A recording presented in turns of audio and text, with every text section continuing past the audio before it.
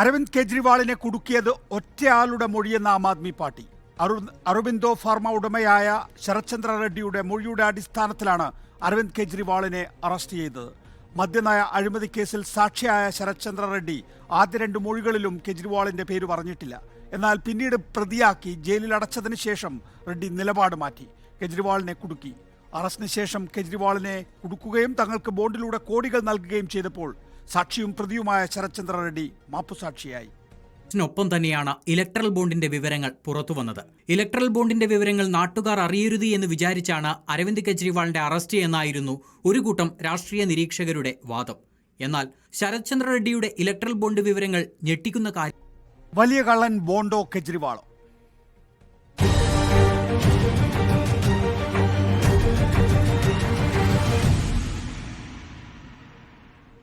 Advocate K Anilkumar CPM സംസ്ഥാന സമിതി അംഗം, ഡോക്ടർ ഷമാ മുഹമ്മദ് കോൺഗ്രസ് വക്താവ്, advocate TP Sindhumol BJP, PDT ആചാരി, മുൻ ലോക്സഭാ സെക്രട്ടറി ജനറൽ, ധന്യ രാജേന്ദ്രൻ മാധ്യമപ്രവർത്തക. ആദ്യം ധന്യ ഈ വിഷയവുമായി ബന്ധപ്പെട്ട് റിസർച്ച് ചെയ്തിട്ടുള്ളതാണ്.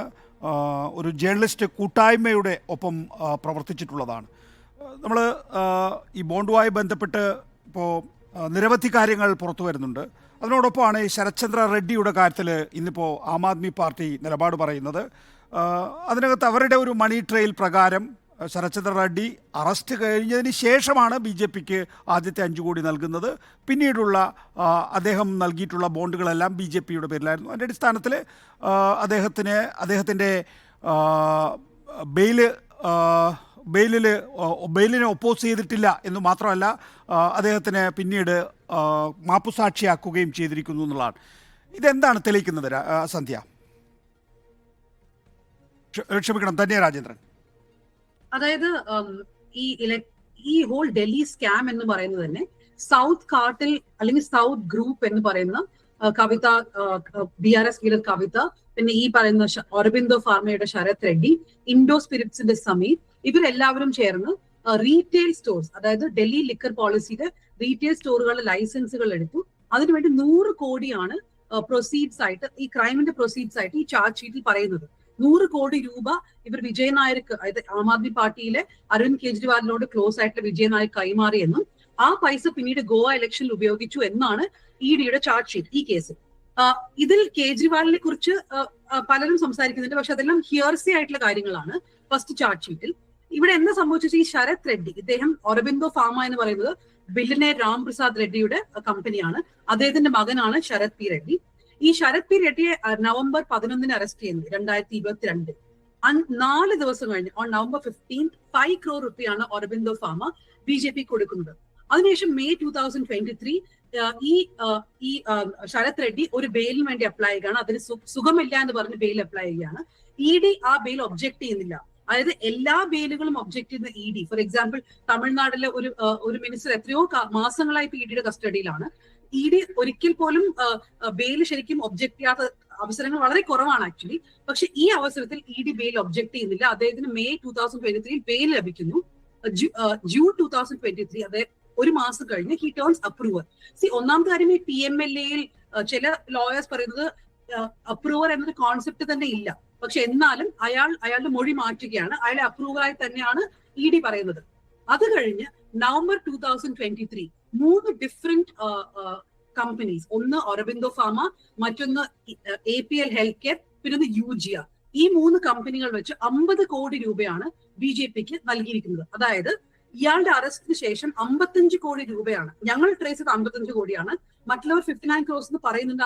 4 കോടിയുടെ കണക്ക് എനിക്ക് അറിയില്ല. 55 crore rupees ആണ് BJPക്ക് കൃത്യമായും അരബിന്ദോ ഫാർമയും അവരുടെ സബ്സിഡറീസ്, ഈ UGM, APL ഹെൽത്ത് കെയറും അരബിന്ദോ ഫാർമയുടെ 100% സബ്സിഡറി ആയ കമ്പനീസ് ആണ്.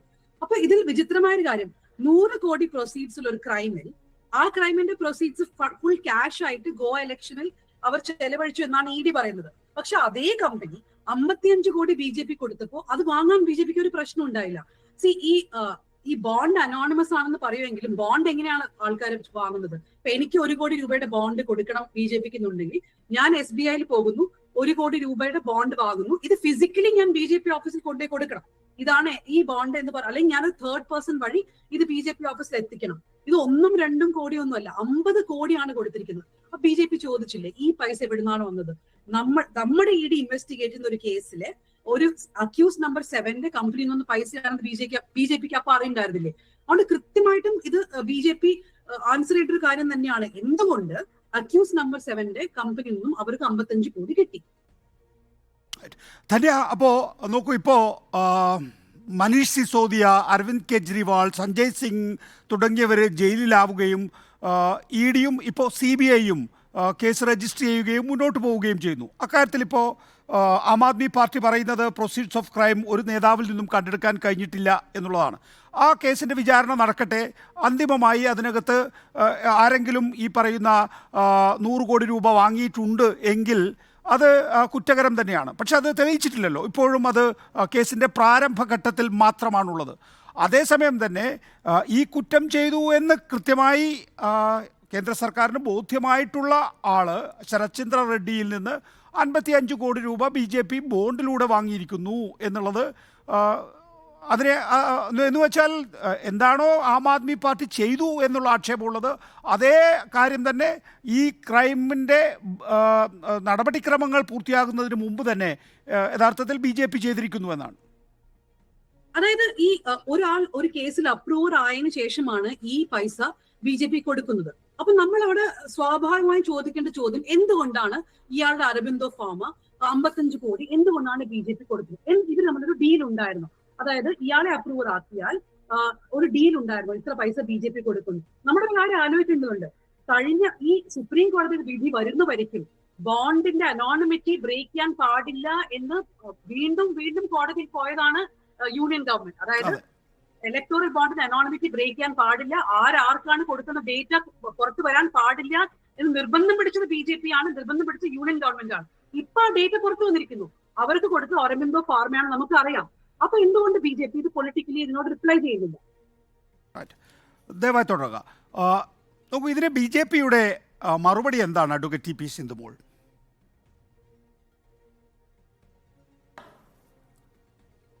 അല്ല, ധന്യ പറയുന്നത് വാദം ഞാൻ കേട്ടു. ഈ ഇലക്ട്രൽ ബോണ്ട് എന്ന് പറയുന്ന ഒരു വിഷയവും കെജ്രിവാളിന്റെ അറസ്റ്റും തമ്മിൽ കണക്ട് ചെയ്ത് ഇതൊരു BJP ഡ്രാമയാണെന്ന് വരുത്തി തീർക്കുവാനുള്ള ശ്രമങ്ങൾ നടക്കാൻ തുടങ്ങിയിട്ട് കുറച്ചു കാലമായി. എന്തുകൊണ്ട് ഇതിനെ രണ്ടായിട്ട് കാണുന്നില്ല എന്നുള്ളതാണ് എൻ്റെ അതിശയം. ഇലക്ട്രൽ ബോണ്ട് എന്ന് പറയുന്ന സംവിധാനം ധന്യ വന്നത് എങ്ങനെയാണ്? സുപ്രീം കോടതിയുടെ ഒരു നിർദ്ദേശം. എന്തുകൊണ്ട് ഇലക്ഷന് വാങ്ങുന്ന പണം അല്ലെങ്കിൽ അങ്ങനെ കിട്ടുന്ന പണത്തിന്റെ ട്രാൻസ്പെറൻസി, ആ ട്രാൻസ്പെറൻസിയെ കുറിച്ചുള്ള ഒരു ചോദ്യം വന്നപ്പോഴാണല്ലോ ഇലക്ട്രൽ ബോണ്ട് എന്ന് പറയുന്ന ഒരു സംവിധാനം നരേന്ദ്രമോദി സർക്കാർ കൊണ്ടുവരുന്നത്. ഇവിടെ നിങ്ങളിപ്പോൾ ആരോപണമായിട്ട് പറയുന്ന പല കാര്യങ്ങൾക്കും ഉത്തരം അതിൽ തന്നെയുണ്ട്. ഇലക്ട്രൽ ബോണ്ട് ആർക്ക് കൊടുത്തു എന്നുള്ളതായിരുന്നു ഇവിടെ എല്ലാവരുടെയും മുന്നിലുള്ള വിഷയമെന്ന് പറയുന്നു. പക്ഷേ ഞാൻ പറയാൻ ആഗ്രഹിക്കുന്നത്, പരമോന്നത നീതിപീഠം ചോദിച്ച ഒരു ചോദ്യത്തിന് കൃത്യമായ ഒരു ഉത്തരം അവതരിപ്പിക്കുന്നു.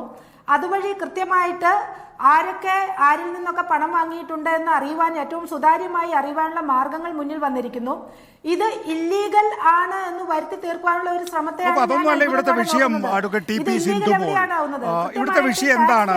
നോക്കൂ, നേരത്തെ ഇവിടെ ശ്രീമതി ധന്യ അല്ലല്ല ഒന്ന് നമ്മുടെ ചോദ്യത്തിന് ഉത്തരല്ലേ പറയേണ്ടത് മാഡം, അതുകൊണ്ടാണ് ഞാൻ ഒന്ന് ക്ലാരിറ്റി വരുത്തുന്നത്. അതിലേക്ക് തന്നെയാണ് വരുന്നത്. പറയൂ. അല്ല, എനിക്ക് മനസ്സിലായി, ചോദ്യം മനസ്സിലായി. ഈ പറഞ്ഞ വ്യക്തി ഏതാണ്ട് 55 കോടി രൂപ BJPക്ക് നൽകിയിരിക്കുന്നത് ചോദ്യം ചെയ്യണം, നദ്ദയെ വിളിച്ച് ചോദ്യം ചെയ്യണം, നദ്ദാജിയെ വിളിച്ച് ചോദ്യം ചെയ്യണം എന്നൊക്കെയാണ് പറയുന്നത്. എന്ത് കാര്യത്തിന്? ഇനി അഥവാ അങ്ങനെ വേണമെങ്കിൽ നിങ്ങളൊരു കംപ്ലൈന്റ് കൊടുക്കൂ. BJP ഈ പറയുന്ന അറസ്റ്റ് ചെയ്ത് ജാമ്യത്തിൽ വിട്ട ഈ വ്യക്തിയിൽ നിന്നും ഇലക്ട്രൽ ബോണ്ട് വഴി 55 കോടി രൂപ വാങ്ങിയതിൽ BJPയുടെ പങ്ക്, അതൊക്കെ ആം ആദ്മി പാർട്ടിയുടെ പൊളിറ്റിക്കൽ ആയിട്ടുള്ള ആവശ്യമാണ് അഡ്വക്കേറ്റ് TP സിന്ധുമോൾ. ഇവിടെ പറയുന്ന കാര്യം ഒന്ന് ദയവായി മനസ്സിലാക്കുക. നോക്കൂ, ഇവിടെ വളരെ വ്യക്തമായി തന്നെ നമ്മുടെ മുന്നിൽ ഇപ്പോ മാഡം കേൾക്കൂ, ദയവായി കേൾക്കൂ. അതായത് ഇതിപ്പോ ഇലക്ട്രൽ ബോണ്ടിന്റെ കാര്യത്തിനകത്ത് ഇനി ഒരു സംശയവുമില്ലല്ലോ. നേരത്തെ ശ്രീമതി ധന്യ രാജേന്ദ്രൻ ചൂണ്ടിക്കാണിച്ചതുപോലെ തന്നെ ജൂൺ 30 മാത്രമേ ഞങ്ങൾക്ക് എല്ലാ വിവരങ്ങളും പുറത്തുവിടാൻ കഴിയൂ. അത് 2 ഫയലുകളിലായി 2ഇടത്ത് കിടക്കുകയാണ്, എല്ലാം ഹാർഡ് കോപ്പിയാണ് എന്നൊക്കെ പറഞ്ഞിരുന്ന സ്റ്റേറ്റ് ബാങ്ക് ഓഫ് ഇന്ത്യയോട് ഒന്ന് മീശ പിരിച്ചപ്പോൾ, ഒന്ന് കണ്ണുരുട്ടിയപ്പോൾ എല്ലാ സാധനങ്ങളും കഴിഞ്ഞ ദിവസം വന്നല്ലോ. അപ്പോൾ അക്കാര്യത്തിൽ നമുക്ക് നല്ല വ്യക്തതയുണ്ട്, കൃത്യമായി ഡോക്യുമെൻ്റഡ് ആണ്. ആ കാര്യം നമ്മളോട് ഇലക്ഷൻ കമ്മീഷൻ അവരുടെ വെബ്സൈറ്റിലൂടെ അറിയിക്കുകയും ചെയ്തിരിക്കുന്നു. ഇവിടെ നേരത്തെ ധന്യ രാജേന്ദ്രൻ ചോദിക്കുന്ന ചോദ്യം ഇത്രയേ ഉള്ളൂ.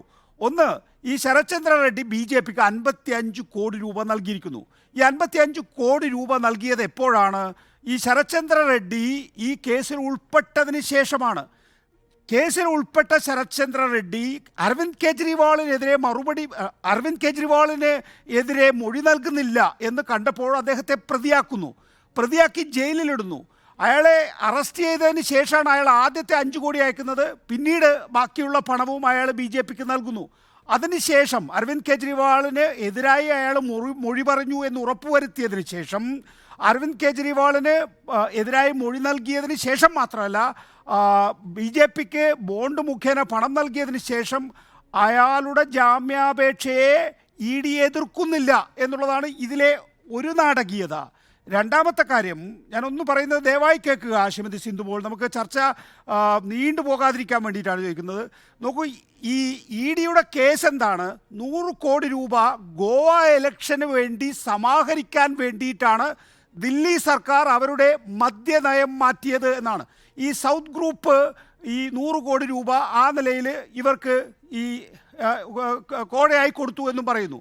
ഏതായാലും അരവിന്ദ് കെജ്രിവാളിൻ്റെ വീട്ടിലേക്കോ അല്ലെങ്കിൽ അരവിന്ദ് കെജ്രിവാൾ ഈ കൊടുത്ത 100 കോടി രൂപ സൈഫൺ ചെയ്ത് വിദേശത്തേക്കോ അയച്ചു എന്ന കേസില്ല. അവരുടെ രാഷ്ട്രീയ പ്രവർത്തനത്തിനായി 100 കോടി രൂപ കൊടുത്തു എന്നുള്ളതാണ്. ആ കേസിൻ്റെ വിചാരണ പോലും ആയിട്ടില്ല, അതിൻ്റെ പ്രാരംഭഘട്ടത്തിലാണ് ഇപ്പോൾ നിൽക്കുന്നത്. നോക്കൂ, അത് മറ്റേത് ഇത് രണ്ടും വെച്ച് നോക്കുക. ഒന്ന്, രാഷ്ട്രീയ പ്രവർത്തനത്തിന് വേണ്ടി അവർ ഹവാലയായിട്ട് പണം വാങ്ങുന്നു, മറ്റേത് ബോണ്ടായി പണം വാങ്ങുന്നു. ഇത്രയല്ലുള്ള വ്യത്യാസം. ഒന്ന് തെളിഞ്ഞു, മറ്റേത് അതിൻ്റെ പ്രാരംഭഘട്ടത്തിലാണ് നിൽക്കുന്നത്. അപ്പോൾ ഇതിൽ ഏതാണ് തെറ്റ്? നമുക്കിപ്പോൾ ഖണ്ഡിതമായി ഏതാണ് തെറ്റ് എന്ന് ഏത് വിഷയത്തെയാണ് പറയാനാവുക?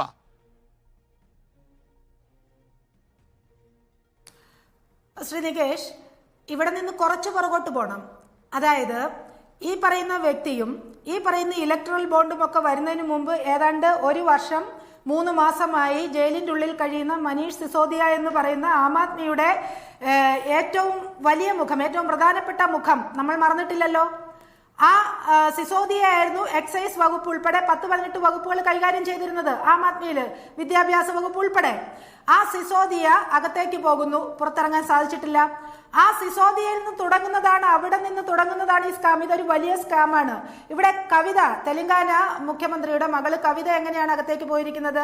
ഇവിടെ വിജയ് നായരുടെ പേര് പറയുന്നു. ഞാൻ പറയട്ടെ, നമ്മൾ ഈ പറഞ്ഞു വെക്കുന്നത് ഈ ഒരു അറസ്റ്റിന് ശേഷം, ഈ പറഞ്ഞ വ്യക്തിയുടെ അറസ്റ്റിന് ശേഷം 5 കോടി കൊടുക്കുന്നു, ജാമ്യത്തിൽ വന്നതിന് ശേഷം വീണ്ടും കൊടുക്കുന്നു എന്ന് പറയുന്നതിനൊക്കെ അപ്പുറത്ത് ഇത് വലിയ ഒരു സ്കാമായി, അല്ലെങ്കിൽ ഇതിന്റെ രേഖകൾ ഉൾപ്പെടെ ഇത് എവിടെ നിന്ന് തുടങ്ങി എവിടേക്കൊക്കെ സ്പ്രെഡ് ചെയ്തു എന്ന് EDയുടെ അടുത്ത് കൃത്യമായ രേഖകൾ എത്തിയിട്ടുണ്ട്. ഇതിപ്പോൾ ഇന്ന് ആം ആദ്മിക്ക് പറയാൻ ഇതേ വഴിയുള്ളൂ. നികേഷ്, ഇത് പറയുന്നതിന് മുമ്പ് തന്നെ ഇത്തരം ഒരു കഥ വരുമെന്നുള്ളത് പ്രതീക്ഷിച്ചിരുന്നതാണ് ഞങ്ങളെല്ലാം. ഈ പറയുന്ന വ്യക്തിയുടെ പേരിൽ തന്നെ, ഈ പറയുന്ന വ്യക്തിയുടെ മൊഴിയിലാണ് കെജ്രിവാൾ അകത്തേക്ക് പോയിരിക്കുന്നത് എന്നൊക്കെ പറയുമെന്ന് പ്രതീക്ഷിച്ചിരുന്നവരാണ് ഞങ്ങള്. ഞാനൊരു കാര്യം വ്യക്തമായിട്ട് പറയട്ടെ നികേഷ്, ഇത്തരത്തിലൊരു സ്കാം നടത്തിയിട്ടുണ്ട് എന്നുള്ളത് വ്യക്തമായത് കൊണ്ടാണ് BJP കൃത്യമായിട്ട് നിലപാടുകൾ പറയുന്നത്. നിങ്ങൾ പറയുന്നു BJPയുടെ ഡ്രാമയാണ് ഇത്, BJP ആണ് ഇത് ചെയ്യുന്നതെന്ന്. എന്തുകൊണ്ട് കോടതിയിൽ പോയിട്ട്, സുപ്രീം കോടതിയിൽ പോയിട്ട് കെജ്രിവാളിന് കൊടുത്ത ഹർജി പിൻവലിക്കേണ്ടി വന്നു? എന്തുകൊണ്ട് കെജ്രിവാളിനെ 7 ദിവസം EDയുടെ കസ്റ്റഡിയിലേക്ക് തുടരുക? മാഡം, ഞാൻ വരാം അങ്ങയിലേക്ക്. ഡോക്ടർ ഷമാ മുഹമ്മദ്, എന്തുകൊണ്ട് സുപ്രീം കോടതിയിൽ പോയി കെജ്രിവാൾ നിരപരാധിയാണ് എന്ന് പറഞ്ഞ് അദ്ദേഹത്തെ മോചിപ്പിക്കാനാകുന്നില്ല എന്നാണ് BJPയുടെ ചോദ്യം. ഞാൻ നികേഷ്, ഞാൻ ആം ആദ്മി പാർട്ടിയുടെ പ്രതിനിധിയല്ലല്ലോ, എന്നോടല്ലല്ലോ അത് ചോദിക്കേണ്ടത്. ഞാൻ കോൺഗ്രസ് പാർട്ടിയുടെ പ്രതിനിധിയാണ്. അവര് ചെയ്യുന്നത് അവരോട് നിങ്ങൾ ചോദിക്കണം. ആം ആദ്മി പാർട്ടിയുടെ പ്രതിനിധി ചോദിക്കണം. എനിക്ക് നിങ്ങളുടെ അജയ്മാക്കാരാണ് ആദ്യം ഈ വിഷയം ഉന്നയിച്ചത്, രാഹുൽ ഗാന്ധിയാണ് അത് ആവർത്തിച്ചത്. ഇപ്പോൾ ഇങ്ങനെ ഒരു വിഷയം വരുമ്പോൾ ഇതിന് നോക്കൂ, നേരത്തെ ചൂണ്ടിക്കാണിച്ച ശരത്ചന്ദ്ര റെഡ്ഡിയുടെയൊക്കെ വിഷയം ഉണ്ടല്ലോ. അപ്പോൾ എന്താണ് കോൺഗ്രസ് ഒരു പുനർവിചിന്തനം നടത്തുന്നുണ്ടോ ഈ വിഷയത്തിൽ? അല്ല, ഞാൻ പറയുന്നത് നിങ്ങൾ കേൾക്കണമല്ലോ. ഞാൻ പറയാൻ പോകുന്ന പറഞ്ഞാൽ നമ്മളെ പ്രശ്നം എന്ന് പറഞ്ഞാൽ ഈ മോഡസ് ഓപ്പറൻഡി, ഈ കേസിൽ എന്താ നടക്കുന്നതിൻ്റെ ഈ മോഡസ് ഓപ്പറൻഡിയാണ് നമ്മൾ പറയുന്നത്. ഇപ്പം നിങ്ങൾ കാണുന്ന ഒരു പാറ്റേൺ, ഞാൻ അന്ന് പറഞ്ഞത് ഛത്തീസ്ഗഡ് തെരഞ്ഞെടുപ്പിൽ നിങ്ങൾ ആരെ ബാക്കിലെ പോയ ഭൂപേഷ് ബഘേൽ, അപ്പം ഒരു ഗെയിമിംഗ് ആപ്പ് മഹാദേവ് ഗെയിമിംഗ് ആപ്പിന്റെ പിന്നിലാണ് അത് അദ്ദേഹത്തിന്റെ മേലെ പോയിട്ട് അവിടെ ഭയങ്കര ഇഡിയുടെ അന്വേഷണം എല്ലാം നടന്നു. പക്ഷേ ഇലക്ഷൻ തെരഞ്ഞെടുപ്പിന്റെ ശേഷം അത് തണുത്തു. ഇപ്പം ഞങ്ങൾ എന്താ പറയുന്നത് പറഞ്ഞാൽ model code of conduct is on. Model code of conduct on ആയതിന്റെ ശേഷം നിങ്ങൾ കെജ്രിവാൾ നിരപരാധിയാണെന്നുള്ള വിശ്വാസമൊന്നും കോൺഗ്രസിന് ഇല്ല. മാതൃകാ പെരുമാറ്റച്ചട്ടം നിലനിൽക്കുന്ന സമയത്ത് അറസ്റ്റ് ചെയ്യാൻ പാടില്ലാന്നേ ഉള്ളൂ. ഞാൻ അതല്ല പറഞ്ഞത്. ഞങ്ങൾ എൻ്റെ വായിൻ്റെ അകത്ത് വാക്കുകൾ ഇടരുത്. ഞാൻ പറയുന്ന പറഞ്ഞാൽ ഇതിലൊരു മെത്തേഡ് ഉണ്ട്. ഈ കേസ് എന്ന് പറയുന്നത് നോർമലി നമുക്ക് കോടതിയുണ്ട്, കോടതി നോക്കുക കേസ്, അങ്ങനെയാണ് നമ്മൾ ഇതാക്കില്ല. ഇപ്പം അന്വേഷണം ചെയ്യണം, ആരെന്ത് ചെയ്യണം. ഞങ്ങൾ എപ്പോഴും പറയുന്നത് അഴിമതി ആരായാലും ഏത് പാർട്ടിയിലായാലും അവിടെ മേലെ അന്വേഷണം ഉണ്ടാവണം. അവരെ നിങ്ങൾ അന്വേഷിച്ചാച്ചേ. ഇത് എന്താന്ന് പറഞ്ഞാൽ ഒരു സിറ്റിംഗ് CM, ഞാൻ നിങ്ങൾ പറയുന്നത് കേൾക്കൂ, നിങ്ങൾ ഇൻറ്ററപ്റ്റ് ചെയ്യില്ല, മറ്റവർ ഇൻറ്ററപ്റ്റ് ചെയ്തിട്ടില്ല. ഒരു സിറ്റിംഗ് CM ആദ്യം ഹേമന്ത് സൊറേൻ, എങ്ങനെയാണ് നിങ്ങൾ ഹേമന്ത് സൊറേൻ്റെ ബാക്കിൽ പോയത്? ഹേമന്ത് സൊറേൻ അവിടെ അന്വേഷണം അവർ ഒരു ദിവസം ദില്ലിയിൽ ഉണ്ടായിട്ടില്ല. അന്നേരം പറഞ്ഞു 11,000 ഒരു പോസ്റ്റർ ഇട്ടു, എന്നിട്ട് പറഞ്ഞു മിസ്സിങ് എന്ന്. അതിൻ്റെ ശേഷം ഹേമന്ത് സൊറേൻ വന്നു, അദ്ദേഹത്തിനെ അറസ്റ്റ് ചെയ്തു. നിങ്ങളിപ്പോൾ കേജ്രിവാളിൻ്റെ അന്വേഷണം നടന്നുകൊണ്ടിരിക്കുകയെന്ന്, എന്താ തെളിവ് ഒന്നും കാണിക്കുന്നില്ല, പോയി അറസ്റ്റ് ചെയ്തു. ഞാൻ ചോദിക്കുന്ന അങ്ങനെയെങ്കിൽ നിങ്ങൾ വ്യാപം എന്ന് പറഞ്ഞാൽ ഏറ്റവും വലിയ സ്കാമായിരുന്നു മധ്യപ്രദേശിൽ. 40ൻ്റെ അധികം ആൾക്കാരാണ് കൊന്നത് ഈ മധ്യപ്രദേശ് സർക്കാർ. എന്തുകൊണ്ട് അദ്ദേഹത്തിന് ഇതുവരെ നിങ്ങൾ അറസ്റ്റ് ചെയ്തില്ല? ശിവരാജ് സിംഗ് ചൗഹാനിന് എന്തുകൊണ്ട് EDയുടെ അത് എന്ത് പറ്റിയ കേസിന് എല്ലാവർക്കും അറിയുന്നില്ല, എല്ലാ തെളിവും ഉണ്ടായിരുന്നു അതിൽ. ആ കേസ് എന്തുകൊണ്ടാണ് ഡോക്ടർ ഷമാ മുഹമ്മദിന്റെ കേസിന്റെ മെറിറ്റിലേക്ക് പോകാതിരിക്കുന്നത്? ഈ കേസിൽ എന്തെങ്കിലും ഉണ്ട് എന്ന് ആദ്യം ലോകത്തോട് വിളിച്ചു പറഞ്ഞത് അജയ് മാക്കനാണ്, പിന്നീട് രാഹുൽ ഗാന്ധിയാണത് പറഞ്ഞത്.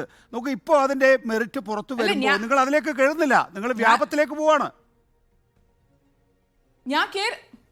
അല്ലല്ല, ഞാൻ ആ പാറ്റേൺ കാണിക്കുന്നല്ലേ. നമ്മൾ ഫാസിസത്തിന്റെ എതിരായി. അപ്പം ധന്യ പറഞ്ഞ കാര്യം ഞാൻ അംഗീകരിക്കുന്നുണ്ട്. ആ കാര്യം എക്സ്പെഷ്യലി ഈ ശരത് ചന്ദ്ര റെഡ്ഡിയുടെ കാര്യം അതെല്ലാവർക്കും അറിയുന്നത്. 5 കോടി ആദ്യം കൊടുത്തു അദ്ദേഹത്തിന് അറസ്റ്റ് ചെയ്ത സമയത്ത് 21, 22 ഈ കേസ് അവർ മറ്റേ അദ്ദേഹം അപ്രൂവർ ആയതിൻ്റെ ശേഷം 35 കോടി ഇനിയും കൊടുത്തു. അതെല്ലാവർക്കും അറിയുന്ന അവിടെ ഉണ്ടല്ലോ, അത് ഞങ്ങൾ അംഗീകരിക്കുന്ന കാര്യമല്ലേ. അപ്പൊ അതിൽ ഈ ഇലക്ട്രൽ ബോൺസ് എന്ന് പറയുന്ന കാര്യം ഇപ്പം BJP ഞാൻ തടസ്സപ്പെടുത്തുകയല്ല. നോക്കൂ, ആദ്യം നിങ്ങൾ പറഞ്ഞു 100 കോടിയുടെ അഴിമതി ഇക്കാര്യത്തിൽ നടന്നിട്ടുണ്ട് എന്ന്.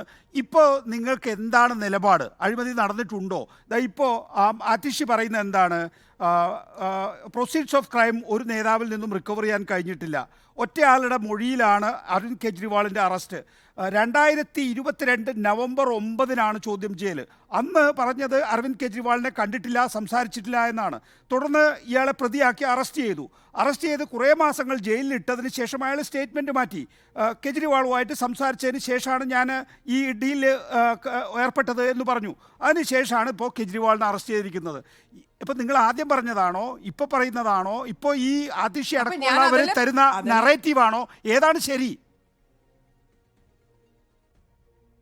അല്ല, ഞങ്ങൾ പറയുന്ന ഒരു മുഖ്യമന്ത്രിനെ അന്വേഷണം ചെയ്ത് അറസ്റ്റ് ചെയ്യണം. അതാണ്. നിങ്ങൾ അന്വേഷണം ഒന്നും ചെയ്യാണ്ട് വെറുതെ അദ്ദേഹത്തിന് വന്ന്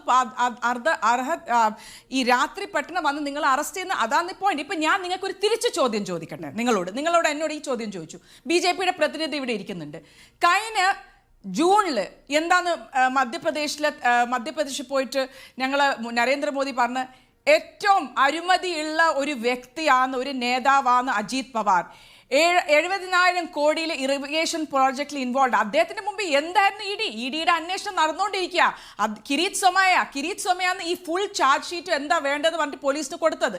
അതിൻ്റെ മേലെ ദേവേന്ദ്ര ഫഡ്നവിസ് 2014 എന്താ പറഞ്ഞ, ഞാൻ ഈ അജിത് പവാറിനെ ജയിലിലിടുന്നു. അപ്പം ഞാൻ ഇന്ന് തിരിച്ചു ചോദിക്കുക BJPയുടെ പ്രതിനിധിനോട്, നിങ്ങൾ എന്നോട് ഈ കേസിനെ പറ്റി ചോദിച്ചു, ആം ആദ്മി പാർട്ടിയുടെ കേസിനെ പറ്റിയിട്ടും അരവിന്ദ് കെജ്രിവാൾ, ഞാൻ അവരോട് ചോദിക്കുന്നു, ഇന്ന് എന്തുകൊണ്ട് ആ അജിത് പവാർ പുറത്ത്? എന്തുകൊണ്ട് അജിത് പവാറിനും അതേ ഇതില്ല? അജിത് പവാറിനെ പറ്റിയിട്ട് പ്രധാനമന്ത്രിയല്ലേ പറഞ്ഞ അദ്ദേഹം അഴിമതിയിൽ മുങ്ങിയിരിക്കാന്ന്.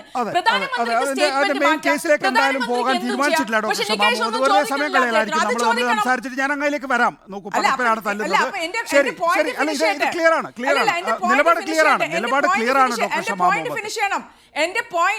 എനിക്ക് എന്റെ പോയിന്റ് ഫിനിഷ് ചെയ്യണം. Please just let me finish my point. ഈ ഇലക്ട്രൽ ബോൺസിന്റെ കാര്യം എനിക്ക് ആ പോയിന്റ് ഫിനിഷ് ചെയ്യണം. അവർ പറഞ്ഞു സുപ്രീം കോർട്ടാണ്. സുപ്രീം കോർട്ട് പറഞ്ഞു ഇറ്റ് ഈസ് അൺകോൺസ്റ്റിറ്റ്യൂഷണൽ. ഈ 2017 നിങ്ങൾ പാസ് ചെയ്യുന്ന സമയത്ത് RBI അതിന്റെ എതിർപ്പായിരുന്നു, EC election commission of India അതിന്റെ എതിർപ്പായിരുന്നു. ജെയ്റ്റ്ലി പറഞ്ഞു വി ഡോണ്ട് കെയർ, ഞങ്ങൾ നാളെ ഇത് പാർലമെന്റിൽ പാസ്സാക്കാൻ പോവാ. അപ്പൊ എവിടുന്നാണ് ഈ BJPയുടെ പ്രതിനിധിക്ക് കിട്ടിയത് ഈ ഇവര് രണ്ടാളും അനുകൂലമായ RBI? അതും അതിൽ 5 ആക്ടാണ് അവർ മാറിയത്. റെപ്രസെന്റേഷൻ ഓഫ് പീപ്പിൾസ് ആക്ട് മാറ്റി, കോർപ്പറേറ്റ് ആക്ട് മാറ്റി, കമ്പനീസ് ആക്ട് മാറ്റി. അപ്പം അതാണ് പറയുന്നത്. അപ്പൊ നിങ്ങൾ അല്ല, അവരെ ഇലക്ട്രൽ ബോൺസിന് ഞാൻ മറുപടി കൊടുത്തതാണ്. അവര് പറയാ സുപ്രീം കോർട്ടാണ് പറഞ്ഞത് അത് ചെയ്യണമെന്ന്. അപ്പൊ നിങ്ങളൊന്നും പറഞ്ഞിട്ടില്ല, നിങ്ങൾ അനങ്ങാണ്ടിരുന്നു. അപ്പൊ ആരെങ്കിലും ഒരാൾ മറുപടി കൊടുക്കണ്ടേ? BJP പ്രതിനിധി നമുക്ക് അറിയാവുന്ന കാര്യങ്ങളല്ലേ, നമ്മൾ എത്രയോ ദിവസങ്ങൾ ചർച്ച ചെയ്തതാണല്ലോ ഇത്. പ്രത്യേകിച്ച് ഇലക്ട്രൽ ബോണ്ടുമായി ഇലക്ട്രൽ ബോണ്ടിന്റെ വിവരങ്ങൾ പുറത്തു വരാത്ത ദിവസങ്ങളിൽ ഡോക്ടർ ഷമാ മുഹമ്മദ് തന്നെ പറഞ്ഞതാണ് ആ കാര്യങ്ങൾ. നല്ല ക്ലാരിറ്റി ഉണ്ടെന്നേ, അക്കാര്യത്തിലൊക്കെ നല്ല ക്ലാരിറ്റി ഉണ്ട്. ശരി, ഇല്ല, അങ്ങനെയുള്ള തർക്കത്തിനൊന്നും ഇവിടെ സ്പേസ് ഇല്ലാട്ടോ. ശരി, എനിക്കതാ വളരെ പ്രധാനപ്പെട്ട അതിഥികളിലേക്ക് കൂടി പോകാണ്ട്. ഒരു minute doctor advocate Sindhumol, advocate K Anilkumar നോക്കൂ, ഇത്രയും നല്ല ഒരു രാഷ്ട്രീയ വിഷയം കിട്ടിയിട്ടും യഥാർത്ഥത്തിൽ ഇന്ത്യ ബ്ലോക്കിന് യോജിച്ച് നിൽക്കാൻ കഴിയുന്നില്ല എങ്കിൽ ദൈവം പോലും നിങ്ങളെ രക്ഷിക്കുമെന്ന് തോന്നുന്നില്ല എന്ന് പറയുന്നത് കൊണ്ട് തെറ്റുണ്ടോ?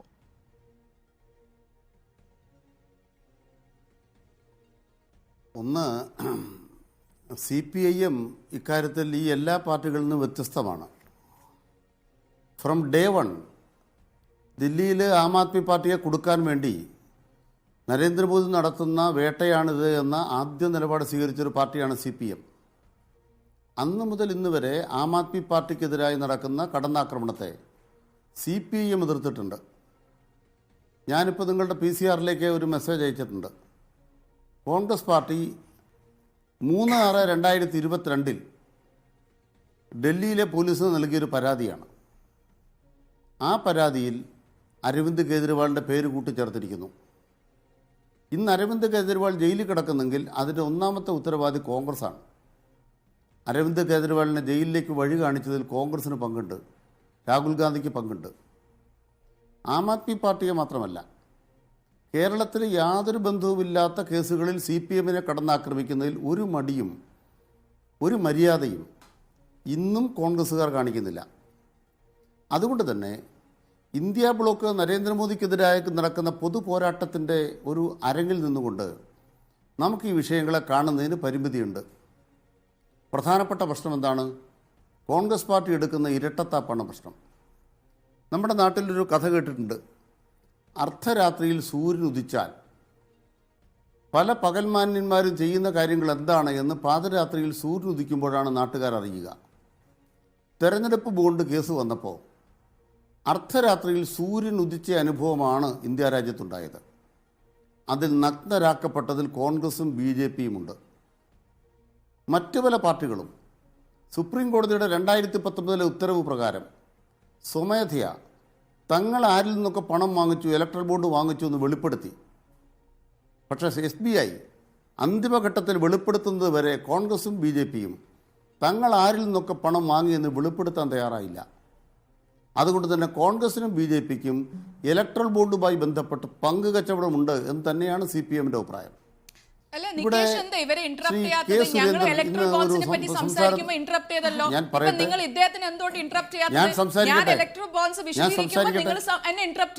പക്ഷെ നിങ്ങൾ എന്തുകൊണ്ട് ഇദ്ദേഹത്തിന് ഇന്ററപ്റ്റ് ചെയ്യാത്ത? അരവിന്ദ് കെജ്രിവാളിനെ പറ്റി സംസാരിക്കട്ടെ. അവസരം തരുമല്ലോ, അടുത്ത ഘട്ടത്തിൽ അവസരം തരുമല്ലോ. ഇലക്ട്രൽ ബോണ്ടിന്റെ പഴയ ഡീറ്റെയിൽസ് പറയുമ്പോഴാണ് ഞാൻ ഇന്ററപ്റ്റ് ചെയ്തത്. ഇതിപ്പോ ഒരു പൊളിറ്റിക്കൽ നിലപാടാണ് പറയുന്നത്. നോക്കൂ ഡോക്ടർ ഷമാ മുഹമ്മദ്, ഞാൻ അതിൽ ക്ലാരിഫൈ ചെയ്യാം. അതായത് ഡോക്ടർ ഷമാ മുഹമ്മദ് പറഞ്ഞത് എന്താണ്? 5 നിയമങ്ങൾ ഭേദഗതി ചെയ്തുകൊണ്ടാണ് ഇലക്ട്രൽ ബോണ്ട് നടപ്പാക്കിയത് എന്നുള്ളതാണ്. ആ കാര്യം നമ്മൾ നേരത്തെ ചർച്ചയിൽ പറഞ്ഞിട്ടുള്ള കാര്യമാണല്ലോ എന്ന് പറഞ്ഞുകൊണ്ടാണ് ഞാൻ ഇന്ററപ്റ്റ് ചെയ്തത്. ഇതിപ്പോ അഡ്വക്കേറ്റ് അനിൽകുമാർ പറയുന്നത് അദ്ദേഹത്തിന്റെ രാഷ്ട്രീയ പാർട്ടിയുടെ നിലപാടാണ്. എനിക്കതെങ്ങനെയാണ് ഇന്ററപ്റ്റ് ചെയ്യാൻ കഴിയുക? ഇദ്ദേഹം അതേ കാര്യം പറഞ്ഞിട്ടുണ്ട്.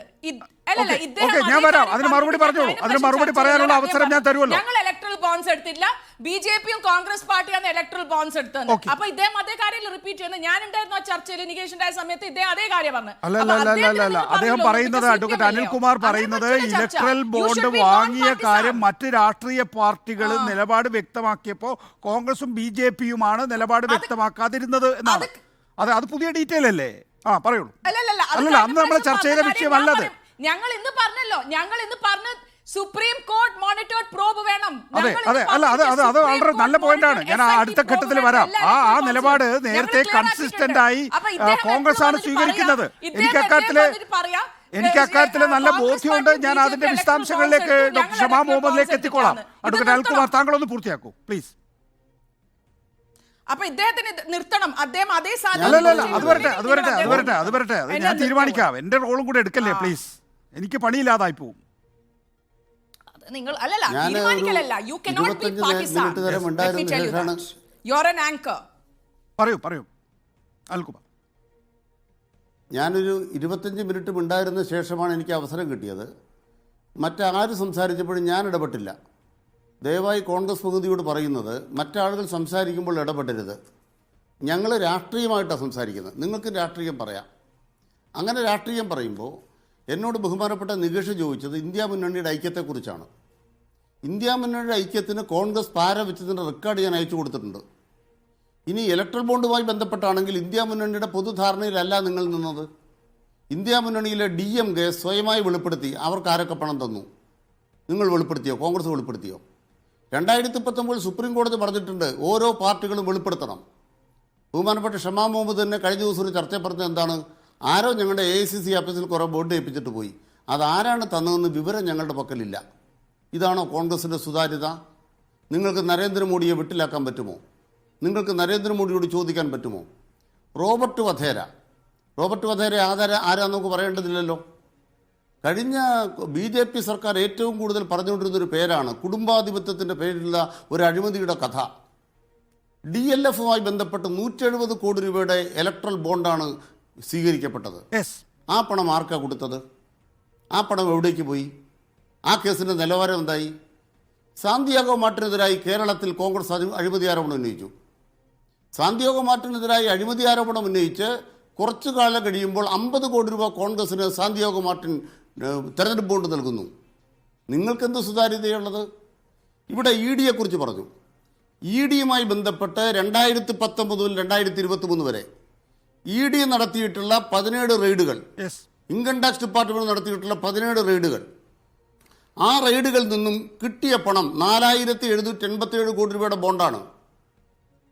EDയും ഇലക്ട്രൽ ബോണ്ടും തമ്മിലുള്ള ബന്ധം എന്താണ്? ED റെയ്ഡ് നടത്തുക, നിർമ്മല സീതാരാമൻ്റെ ഇൻകം ടാക്സ് ഡിപ്പാർട്ട്മെന്റ് റെയ്ഡ് നടത്തുക, 4787 കോടി രൂപയുടെ കണക്കാണ്. ഏറ്റവും ബിഗ് പണം കൊടുത്ത ആളുകളുടെ കണക്കാണ് ഞാൻ അങ്ങോട്ട് പറയുന്നത്. ഈ ഇലക്ട്രൽ ബോണ്ട് അതിന് സിംഹഭാഗവും BJPക്ക് കിട്ടി, കുറേ ഭാഗം കോൺഗ്രസിന് കിട്ടി. ഇനി ഈ ചർച്ചയിൽ തുടക്കത്തിൽ പറഞ്ഞല്ലോ കെ സുരേന്ദ്രൻ കൊടകര കുഴൽപ്പണ കേസ് അത് പിടിച്ചവർ മാത്രമാണോ? ശരി, കൊടകര കേസൊക്കെ നമുക്ക് പിന്നീട് വരാം. ഇടവേളയിലേക്ക് പോകണം. ഒരു വാക്ക് എനിക്ക് പറയണം. അല്ല, എന്താ പറയാനുള്ളത്? അത് ഇതുമായിട്ടൊരു വിഷയമല്ല. ദയവായി അല്ലല്ല, എനിക്ക് പറയാനുണ്ട്. ഞങ്ങളെ ഒഴിവാക്കൂ. ഒഴിവാക്കുന്നതിനെ കുറിച്ച് വിഷയമല്ല അഡ്വക്കേറ്റ് അനിൽകുമാർ. ഒരു സമയപരിധിയില്ലേ? നമുക്ക് 4 പേര് എല്ലാവർക്കും കൃത്യമായിട്ട് എനിക്ക് സമയം കൊടുക്കാൻ സാധിക്കുള്ളൂ. ദയവായി ഒച്ചയും ബഹളം ഉണ്ടാക്കല്ലേ. അവരവർക്ക് അനുവദിച്ചിട്ടുള്ള സമയത്തിൽ മാത്രം പറയുക. അഡ്വക്കേറ്റ് അനിൽകുമാർ, അടുത്ത ഘട്ടത്തിൽ താങ്കൾക്ക് പറയാനുള്ള കാര്യം പറയാം. PDT ആചാര്യ ഇവിടെ ഒരു മിനിറ്റ്. അഡ്വക്കേറ്റ് സിന്ധുമോൾ പ്ലീസ് ഒന്ന് സഹകരിക്കൂ. PDT ആചാര്യ, നോക്കൂ, നിലവിലുള്ള സാഹചര്യത്തിൽ നോക്കൂ, ഈ പറയുന്ന ഇലക്ട്രൽ ബോണ്ട് വിശദാംശങ്ങൾ പുറത്തു വരുന്ന മണിക്കൂറുകളിലാണ്. ഞാനതൊന്ന് ഇങ്ങനെ വിശദീകരിക്കാം. അതായത് ഇലക്ട്രൽ ബോണ്ട് SBI ഇലക്ഷൻ കമ്മീഷനെ ഏൽപ്പിക്കുകയും ഇലക്ഷൻ കമ്മീഷൻ അത് വെബ്സൈറ്റിലേക്ക് അപ്ലോഡ് ചെയ്യുകയും ചെയ്ത സമയത്താണ് അരവിന്ദ് കെജ്രിവാളിൻ്റെ അറസ്റ്റ് വരുന്നത്. 9:05-ന്. ആ 9:05-ന് അറസ്റ്റ് വരുമ്പോൾ നമ്മളൊക്കെ വിചാരിച്ചു വെച്ചിരുന്ന ഒരു പ്രധാനപ്പെട്ട കാര്യം എന്ന് പറയുന്നത് ഇതൊരു പക്ഷേ ഈ പറയുന്ന ഇലക്ട്രൽ ബോണ്ടിൻ്റെ വിവരങ്ങൾ പുറത്തു വരുന്നതോടുകൂടി അത് ഈ പറയുന്ന ധന്യ രാജേന്ദ്രൻ അടക്കമുള്ള ഒരു മാധ്യമ ലോകമുണ്ടല്ലോ, അവരിതിനെ പരസ്പരം കണക്ട് ചെയ്യുകയും വലിയ നിലയിൽ അടുത്ത മണിക്കൂറുകളിൽ വാർത്ത വരികയും ചെയ്യും. ആ വാർത്ത ഒഴിവാക്കുന്നതിന് വേണ്ടിയും പ്രതിരോധിക്കുന്നതിനും വേണ്ടിയാണ് യഥാർത്ഥത്തിൽ അരവിന്ദ് കെജ്രിവാളിൻ്റെ അറസ്റ്റ് എന്നുള്ളതാണ്. പക്ഷേ ഇപ്പോൾ നോക്കൂ, അരവിന്ദ് കെജ്രിവാളിൻ്റെ അറസ്റ്റ് വന്നപ്പോൾ അതിൻ്റെ യഥാർത്ഥ മണി ഗാഡ്രയിൽ ഏതാണ് എന്നത് സംബന്ധിച്ച് ഇന്നിപ്പോൾ നല്ലൊരു വാർത്താ സമ്മേളനമായിരുന്നു യഥാർത്ഥത്തിൽ ആം ആദ്മി പാർട്ടിയുടെ വക്താവ് നടത്തിയിട്ടുള്ളത്. ശരത്ചന്ദ്ര റെഡ്ഡിയുടെ കാര്യം ചൂണ്ടിക്കാണിച്ചിട്ടാണ്. ശരത്ചന്ദ്ര റെഡ്ഡി എന്ന ഒരൊറ്റ മൊഴിയുടെ അടിസ്ഥാനത്തിലാണ് അരവിന്ദ് കെജ്രിവാളിനെ അറസ്റ്റ് ചെയ്തിരിക്കുന്നത് എന്നുള്ള ഇത് രാഷ്ട്രീയമായി എനിക്ക് താങ്കളോട് വലിയ പ്രത്യാഘാതം ഉണ്ടാക്കുമോ എന്ന് പറയില്ല. കേസിനെ ഈ വിഷയം ദുർബലപ്പെടുത്തുമോ?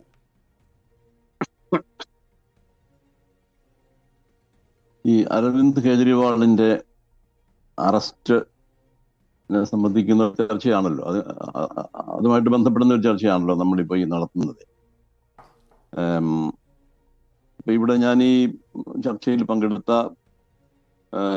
ബഹുമാനപ്പെട്ട പാനലിസ്റ്റുകളുടെ എല്ലാ പ്രസന്റേഷനും ഞാൻ ഇട്ടുകൊണ്ടിരിക്കുകയായിരുന്നു. സാധാരണ രീതിയിൽ ഞാൻ ഇങ്ങനെയുള്ളൊരു ഡിസ്കഷനിൽ പങ്കെടുക്കാറേ ഇല്ല. അല്ല, എനിക്ക് പറയാനുള്ളത് വേറെ ചില കാര്യങ്ങളാണ്. ഇതിൻ്റെ ഒരു പൊളിറ്റിക്സിലേക്കൊന്നും ഞാൻ പോകുന്നില്ല. എന്നാൽ ഈ കേജ്രിവാളിൻ്റെ അറസ്റ്റിനെ ചുറ്റിപ്പറ്റി അല്ലെങ്കിൽ അതുമായിട്ട് ബന്ധപ്പെട്ട ഒരു കാര്യം, 1-2 കാര്യങ്ങൾ ഞാൻ പറയാം. അതായത് ഈ PMLA എന്ന് പറയുന്ന ഒരു നിയമം, ആ നിയമം അതിൻ്റെ കീഴിലാണല്ലോ ഇപ്പോൾ അറസ്റ്റ് ചെയ്തിരിക്കുന്നത്, ED വന്ന് അറസ്റ്റ് ചെയ്തിരിക്കുന്നത്. ഈ PMLA എന്ന് പറയുന്ന ഈ ഒരു നിയമം, അതിൻ്റെ ഒരു ബാക്ക്ഗ്രൗണ്ട് എന്താണെന്ന് നമ്മൾ മനസ്സിലാക്കേണ്ടതാണ്. അതായത് മണി ലോണ്ടറിങ് എന്ന് പറയുന്നത് ഒരു ഗ്ലോബൽ ആയിട്ടുള്ള ഒരു പ്രശ്നമാണ്. അതുകൊണ്ട് തന്നെ യുണൈറ്റഡ് നേഷൻസ് അതിനെ കുറിച്ച് സീരിയസ് ആയിട്ട് ചിന്തിക്കുകയും അതിന് വേണ്ട നിർദ്ദേശങ്ങൾ എല്ലാ മെമ്പർ സ്റ്റേറ്റുകൾക്കും കൊടുക്കുകയും ചെയ്തു. അവരുടെ രാജ്യങ്ങളിലെല്ലാം, എല്ലാ രാജ്യങ്ങളിലും അതിനെ സംബന്ധിക്കുന്ന നിയമം ഉണ്ടാക്കണം എന്ന് പറഞ്ഞു. അപ്പോൾ അത് പ്രധാനമായിട്ട് ഉദ്ദേശിക്കുന്നത് ഇന്റർനാഷണൽ റാമിഫിക്കേഷൻസ് ഉള്ള ബിസിനസ് ആക്ടിവിറ്റീസും, ഇപ്പോൾ ഡ്രഗ് ട്രാഫിക്കിംഗ്, വലിയ ബിഗ് മണി അതിനകത്ത് ഇൻവോൾവ് ആണ്. ഡ്രഗ് ട്രാഫിക്കിംഗ് എന്ന് പറയുന്നത് അതിന് രാജ്യാതിർത്തികളൊന്നുമില്ല, അങ്ങനെയുള്ള ഒരു ഏർപ്പാടാണത്. അതുപോലെ തന്നെ ഈ ടെററിസ്റ്റ് ആക്ടിവിറ്റീസ് നിന്ന് ജനറേറ്റ് ചെയ്യുന്ന മണി, അപ്പം ഇങ്ങനെയുള്ള ഈ ആക്ടിവിറ്റീസ് അത്ര വ്യാപകമായ രീതിയിൽ ഉള്ള ഈ ആക്ടിവിറ്റീസിൽ നിന്നുണ്ടാകുന്ന പണം അത് ഓരോ രാജ്യങ്ങളിലെ സാമ്പത്തിക വ്യവസ്ഥിതിയെ തകർക്കും എന്നൊക്കെയുള്ള ഒരു നിഗമനത്തിലാണ് യുണൈറ്റഡ് നേഷൻസ്. ആലോചിച്ച് നോക്കണം, യുണൈറ്റഡ് നേഷൻസ് ആണത് ആ ഒരു വിഷയം എടുത്ത് മെമ്പർ സ്റ്റേറ്റുകൾക്ക് നിർദ്ദേശം കൊടുത്തത്. അപ്പം അതിൻ്റെ അടിസ്ഥാനത്തിലാണ് നമ്മൾ ഈ നിയമം ഉണ്ടാക്കിയിരിക്കുന്നത്. അപ്പോൾ അതിൻ്റെ ഒരു ഗ്ലോബൽ ഡയമെൻഷൻ നമ്മൾ മനസ്സിലാക്കണം. അപ്പോൾ എൻ്റെ ഒരു പോയിന്റ് എന്ന് പറയുന്നത്, ഈ നിയമം നമ്മളിവിടെ ടോട്ടലി മിസ്അപ്ലൈ ചെയ്തിരിക്കുകയാണ്. കാരണം എന്താണെന്ന് വെച്ചാൽ ഇതിൻ്റെ ഷെഡ്യൂൾഡ് ഒഫൻസിൽ പ്രിവെൻഷൻ ഓഫ് കറപ്ഷൻ ആക്ട് എന്ന് പറയുന്നതും വെച്ചിരിക്കുക. അത് വളരെ ഒരു റിഡിക്കുലസ് ആയ ഒരു കാര്യമാണ്. Prevention of corruption act actually നമ്മുടെ ഇവിടുത്തെ പൊളിറ്റിക്കൽ ക്ലാസ്, ഇന്ത്യയിലെ പൊളിറ്റിക്കൽ ക്ലാസ് അതിനെക്കുറിച്ച് വളരെ സീരിയസ് ആയിട്ട് ചിന്തിക്കേണ്ടിയിരിക്കുന്നു എന്ന് ഞാൻ പറയും. കാരണം പ്രിവെൻഷൻ ഓഫ് കറപ്ഷൻ ആക്ട് നിർത്താൻ, അത് കറപ്ഷന്റെ കാര്യം ഡീൽ ചെയ്യാൻ പ്രിവെൻഷൻ ഓഫ് കറപ്ഷൻ ആക്ട് ഉണ്ട്. അത് ശക്തമായ ഒരു നിയമമാണ്, അത് നിലനിൽക്കെ. പക്ഷെ ഈ PMLനെ കൊണ്ടുവന്ന് അതിൻ്റെ കൂടെ ബന്ധിപ്പിച്ച് പ്രിവെൻഷൻ ഓഫ് കറപ്ഷൻ ആക്ടിൽ ഇൻവോൾവ് ചെയ്തിരിക്കുന്ന ആളുകളെ കൊടുക്കാനുള്ള ഒരു മാർഗമായിട്ട് മാത്രം അത് മാറ്റിയിരിക്കുകയാണ്. നമ്മൾ സുപ്രീം കോടതിയുടെ വിധിന്യായങ്ങൾ പരിശോധിച്ചു കഴിഞ്ഞാൽ, ഇപ്പൊ തന്നെ ഖാൻവിൽക്കറുടെ വിധിന്യായമുണ്ട്, 2022 പുറപ്പെടുവിച്ച വിധിന്യായം. അതിലാണല്ലോ ഈ PMLA ആക്ടിന്റെ എല്ലാ പ്രൊവിഷൻസും വളരെ മനോഹരമാണ് എന്ന് അദ്ദേഹം തമ്പാറടിച്ച് പ്രഖ്യാപിച്ച ഒരു വിധിന്യായമാണത്. പക്ഷെ അതിപ്പോ സുപ്രീം കോടതി റിവ്യൂ ചെയ്യുകയാണ്. ആ വിധിന്യായം വായിച്ചു നോക്കിയാൽ തന്നെ അറിയാം, അതിന്റെ എല്ലാ ഹിസ്റ്ററിയും അതിൽ ട്രേസ് ചെയ്യുന്നുണ്ട്. അത്ര സീരിയസ് ആയ ഇന്റർനാഷണൽ റാമിഫിക്കേഷൻസ് ഉള്ള ഈ ആക്ടിവിറ്റീസ്, ടെററിസം, അതുപോലെ തന്നെ ഡ്രഗ് ട്രാഫിക്കിംഗ്, ഇമാതിരിയുള്ള കാര്യങ്ങളിൽ നിന്ന് ജനറേറ്റ് ചെയ്യുന്ന കോടാനുകൂടി 1000 കോടി ഡോളറുകൾ ജനറേറ്റ് ചെയ്യുന്ന ഈ പ്രവർത്തനങ്ങൾ, ഇത് തടയാനാണ് ഈ നിയമം ഉദ്ദേശിച്ചുകൊണ്ടുള്ളത്. അല്ലാതെ നമ്മുടെ നാട്ടിൽ ഇപ്പം 10,000 രൂപ കൈക്കൂലി വാങ്ങിക്കുന്ന ഒരു ക്ലർക്കിനെ കൊടുക്കാൻ വേണ്ടിയുള്ള ഒരു സാധനം അല്ല ഇത്. അപ്പൊ അതാണ് പ്രധാനമായിട്ടും മനസ്സിലാക്കേണ്ടത്. ഒരു പൊളിറ്റിക്കൽ ക്ലാസ് നമ്മുടെ രാജ്യത്ത്. അപ്പൊ ഇപ്പൊ ഇത് രാഷ്ട്രീയ വേട്ടയാടലിന് വേണ്ടി ഉപയോഗിക്കുകയാണ്. ഇത് വാസം പറഞ്ഞാല് ഞാൻ പറഞ്ഞ മിസ് ആപ്ലിക്കേഷൻ ആണ് ഇത്. അതുകൊണ്ട് അതിനെക്കുറിച്ച് വളരെ സീരിയസ് ആയിട്ട് ചിന്തിക്കേണ്ടിയിരിക്കുന്നു എന്ന് മാത്രമേ ഞാൻ ഈ അവസരത്തിൽ. ശരി, വളരെ പ്രധാനപ്പെട്ട ഒരു പോയിന്റ് ആണ്. ദയവായി തുടരുക ശ്രീ PDT ആചാര്യ. ഒരു ചെറിയ ഇടവേളയുടെ മറ്റൊരു അതിഥി. അഡ്വക്കേറ്റ് സിന്ധുമോൾ, ഇതിനകത്തുള്ള ഒരു പ്രധാനപ്പെട്ട കാര്യം നമ്മൾ നേരത്തെ സംസാരിച്ചത് തന്നെയാണ്. ഒന്നുകൂടി അതിനകത്ത് താങ്കളുടെ നിലപാട് വ്യക്തത വരേണ്ടതുണ്ട് എന്ന് തോന്നുന്നു. നോക്കൂ, ഇവിടെ ഈ മദ്യനയ അഴിമതി കേസിൻ്റെ മണി ട്രെയിൽ അത് ഹവാലയായിട്ടാണ് ഈ ആം ആദ്മി പാർട്ടി നേതാക്കൾക്ക് എത്തിയിട്ടുള്ളത് എന്നുള്ളതാണല്ലോ ഈ പറയുന്ന മദ്യനയ അഴിമതി കേസിൻ്റെ കുറ്റപത്രം പറയുന്നത്. ഇത് ഹവാലയായിട്ടായിരുന്നില്ല, യഥാർത്ഥത്തിൽ ഇലക്ട്രൽ ബോണ്ട് മുഖേന, അതായത് ഈ ശരത്ചന്ദ്ര റെഡ്ഡി എങ്ങനെയാണോ BJPക്ക് പണം കൊടുത്തത് അതുപോലെ നൽകിയിരുന്നെങ്കിൽ ഇങ്ങനെയൊരു കേസേ ഉണ്ടാകില്ലായിരുന്നു, അല്ലേ?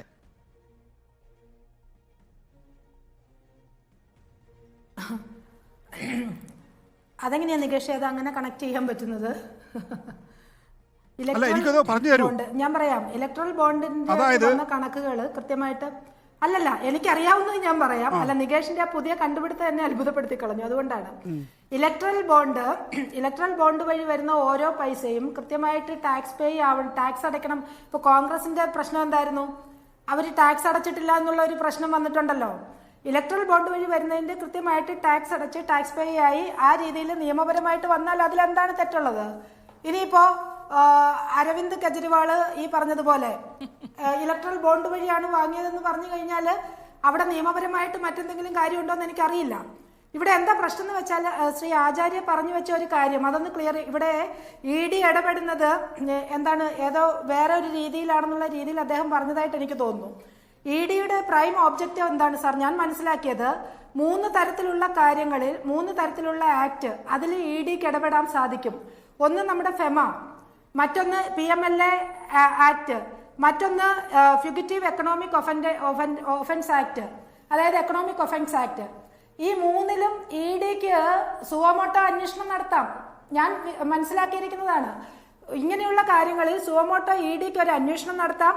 അന്വേഷണത്തിലൂടെ കാര്യങ്ങൾ വ്യക്തമായി കഴിഞ്ഞാൽ വിളിച്ചു വരുത്താം. ഇവിടെ കെജ്രിവാളിനെ 9 പ്രാവശ്യം വിളിച്ചുവെന്ന് അദ്ദേഹം തന്നെ പറഞ്ഞിട്ടുണ്ട്. നികേഷ്, ഇത് കൂട്ടി വായിക്കുമ്പോൾ വേറൊരു കാര്യം കൂടി, നമ്മൾ അദ്ദേഹത്തെ വെള്ള പൂശാൻ പലരും ശ്രമിക്കുമ്പോൾ ഒരു കാര്യം കൂടി മനസ്സിലാക്കണം. 9 പ്രാവശ്യം ED മര്യാദയ്ക്ക് വിളിച്ചു, വരൂ എന്ന് പറഞ്ഞ് വിളിച്ചു. ആ 9 പ്രാവശ്യവും ചെല്ലാതിരുന്നതിന് ശേഷമാണ് അറസ്റ്റ് ഉണ്ടായിട്ടുള്ളത്. ഈ കെജ്രിവാൾ തന്നെ, അരവിന്ദ് കെജ്രിവാൾ തന്നെ ഇതിനു മുമ്പ് അദ്ദേഹം ഒരു പോസ്റ്റ് ഇട്ടിട്ടുണ്ട്. ഞാനൊരു പ്രൗഡ് ഇന്ത്യനാണ്. ഇവിടുത്തെ രാഷ്ട്രീയ നേതാക്കന്മാർ EDയോ അല്ലെങ്കിൽ ഏതെങ്കിലും കേന്ദ്ര ഏജൻസികളോ അന്വേഷണത്തിന് വിളിച്ചാൽ ചെന്നില്ല എന്ന് പറയുന്നത് കേൾക്കുമ്പോൾ എൻ്റെ തല കുനിഞ്ഞു പോകുന്നു എന്ന് പറഞ്ഞ് 2023 തന്റെ സ്വന്തം വാളിൽ പോയി പോസ്റ്റിട്ട ആളാണ് കെജ്രിവാൾ.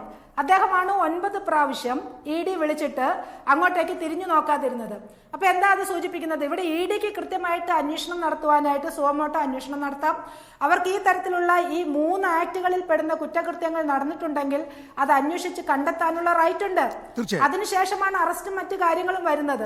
അപ്പൊ ഇത്രയും ഒരു ലോങ് പ്രോസസ് നിശ്ചിത സമയം എല്ലാവർക്കും ഉള്ളൂ, അതുകൊണ്ടാണ് ഞാൻ ഒന്ന് ഇടപെടുന്നത്.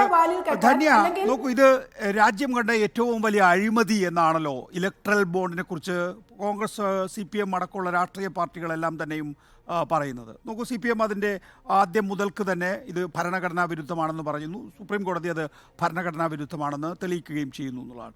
ഇവിടെ നോക്കൂ, 2 അഴിമതിയാണ്. ഒന്ന് ഇലക്ട്രൽ ബോണ്ടിൻ്റെ അഴിമതി, 2 ഈ പറയുന്ന മദ്യനയത്തിൻ്റെ കാര്യത്തിനകത്ത് ഉണ്ട് എന്ന് പറയുന്ന വിചാരണാഘട്ടത്തിൽ പോലും എത്തിയിട്ടില്ലാത്ത ഒരു അഴിമതി എന്നുള്ളത്. അതാണ് ഞാൻ നേരത്തെ ശ്രീമതി സന്ധ്യയോട് ചോദിച്ചത്. അതായത് ഇത് ഇലക്ട്രൽ ബോണ്ടിലൂടെ ആയിരുന്നു യഥാർത്ഥത്തിൽ ഈ സൗത്ത് ബ്ലോക്ക് കൊടുത്തത് എങ്കിൽ ഇത് അഴിമതിയാകുമായിരുന്നില്ല.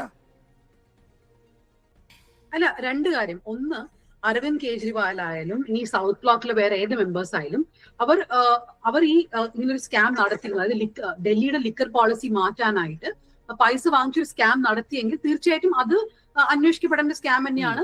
അത് ED തീരുമാനിക്കട്ടെ. ഇനി ട്രയൽ ആ കേസ് ട്രയലിൽ വരുമ്പോൾ ഇത് ED ഓവർ റീച്ച് ആണോ ചെയ്തത്, അരവിന്ദ് കെജ്രിവാളിന് ED അറസ്റ്റ് ചെയ്യാൻ പാടുമായിരുന്നു, ആ വിഷയങ്ങളിൽ ഞാൻ കടക്കുന്നില്ല. അപ്പൊ എന്റെ ചോദ്യം ഒരു ജേർണലിസ്റ്റ് നിലയ്ക്ക് ഇത്ര മാത്രമേ ഉള്ളൂ. ED ഇപ്പോൾ തൽക്കാലം അരവിന്ദ് കെജ്രിവാളിനെ അന്വേഷിക്കുന്നു, CBI കേസ് എടുക്കുന്നു. എന്തുകൊണ്ട് ഇപ്പൊ ഇവിടെ BJP സ്പോക്സ് പേഴ്സൺ പറയുകയുണ്ടായി, അതായത് ബാങ്ക് വഴി വന്ന പൈസയാണ് ഇലക്ടോറൽ ബോണ്ടിലൂടെ ടാക്സ് അടച്ചു വന്ന പൈസയാണ്, അതിൽ എന്താണ് തെറ്റുള്ളത് എന്ന്. ഇപ്പൊ ഈ ക്വിക്ക് പ്രോക്കോ എന്ന് പറഞ്ഞാൽ അത് ഏത് വഴിയും വരാമല്ലോ. എന്തിനാണ് BJP 55 കോടി അരബിന്ദോ ഫാമിൽ നിന്ന് എടുത്തത് എന്നത് BJP കൃത്യമായിട്ട് എക്സ്പ്ലെയിൻ ചെയ്യേണ്ട ആവശ്യമുണ്ട്. അത് ലീഗലി വന്നതാണോ ഇലക്ടോറൽ ബോണ്ട് വന്നോ എന്നൊക്കെ ഇപ്പൊ പറഞ്ഞിട്ട് കാര്യമില്ല. എന്നാൽ 1 മാസം മുൻപ് വരയ്ക്കും ഈ സുപ്രീം കോടതി വിധി വന്നില്ലായിരുന്നെങ്കിൽ നമുക്ക് ഒരിക്കലും അറിയില്ലായിരുന്നു.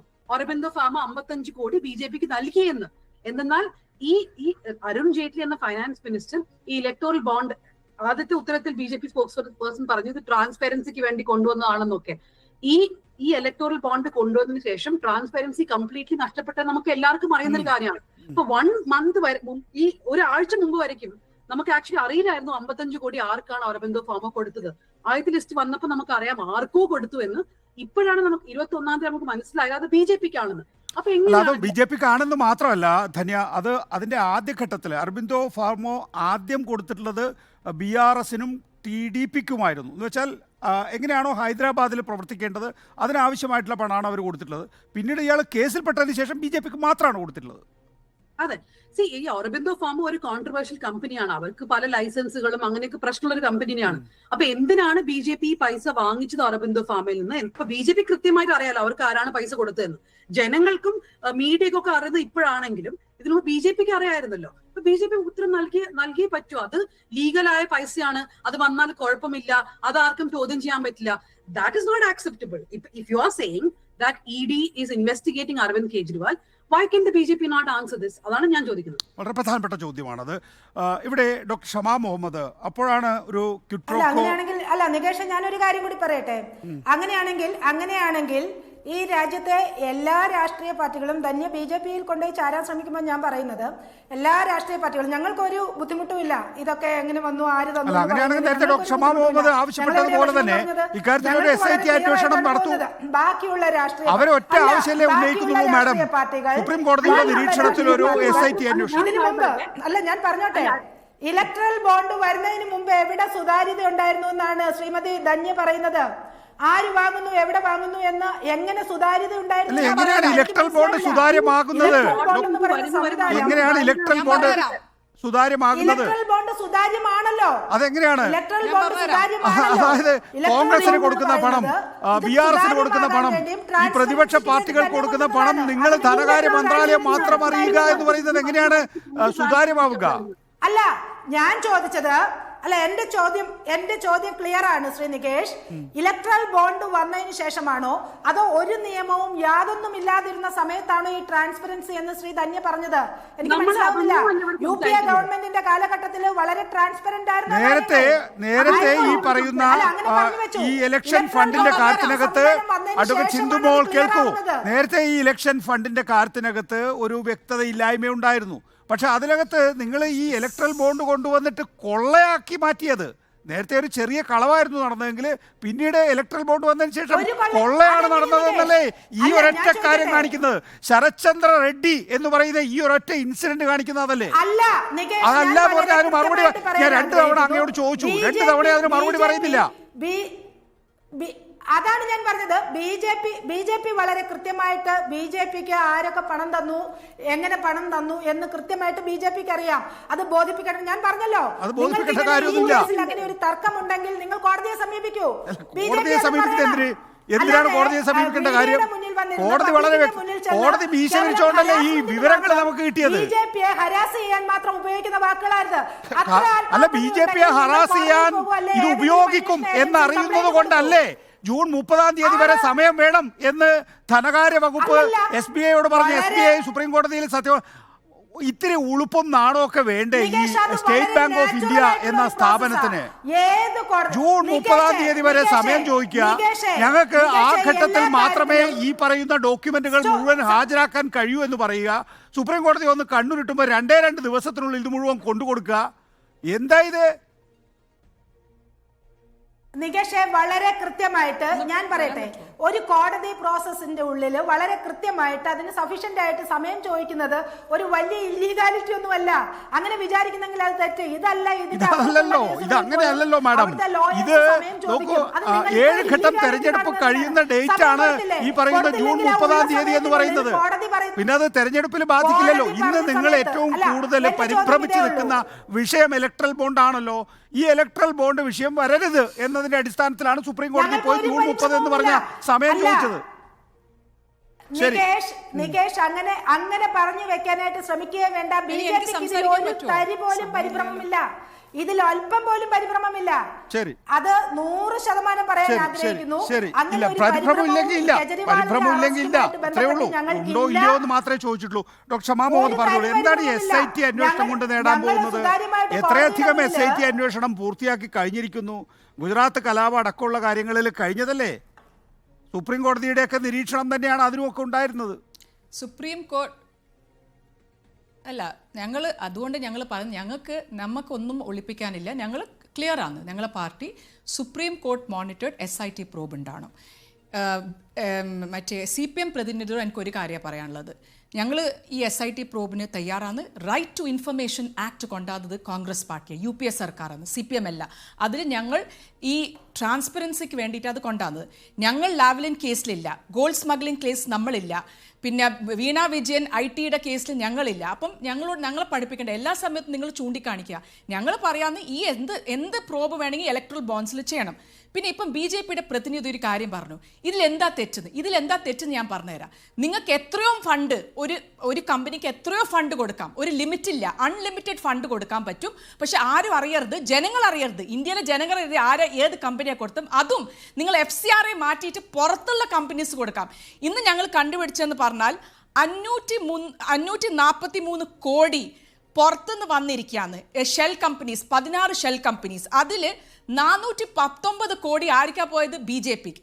ഈ 16 ഷെൽ കമ്പനീസ് നിങ്ങൾക്ക് അറിയണം, ഫൈനാൻസ് മിനിസ്ട്രിയിൽ ഹൈ റിസ്ക് മണി ലോണ്ടറിംഗിലെ വാച്ച് ലിസ്റ്റിലുള്ള കമ്പനിയാണ്. അത് നിങ്ങൾ മനസ്സിലാക്കണം. അപ്പം ഇതിൽ ക്ലിയർ ആണ്, ഇതിൽ ഇവരെ അലൗ ചെയ്താണ് മണി ലോണ്ടറിംഗ്. നിങ്ങൾ എന്തിനാ പുറത്തുനിന്ന് അൺലിമിറ്റഡ് ഫണ്ട് കൊണ്ടുവരുന്നത്? അവർ ചോദിച്ചു എങ്ങനെയായിരുന്നു 2014 മുമ്പേ നമ്മളൊരു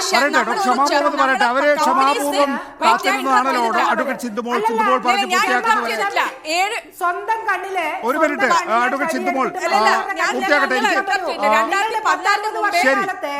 നിങ്ങളുടെ 10-60 വർഷക്കാലത്ത് 2014 മുമ്പേ ഷെൽ നമ്മൾ 14 മുമ്പേ 7% 3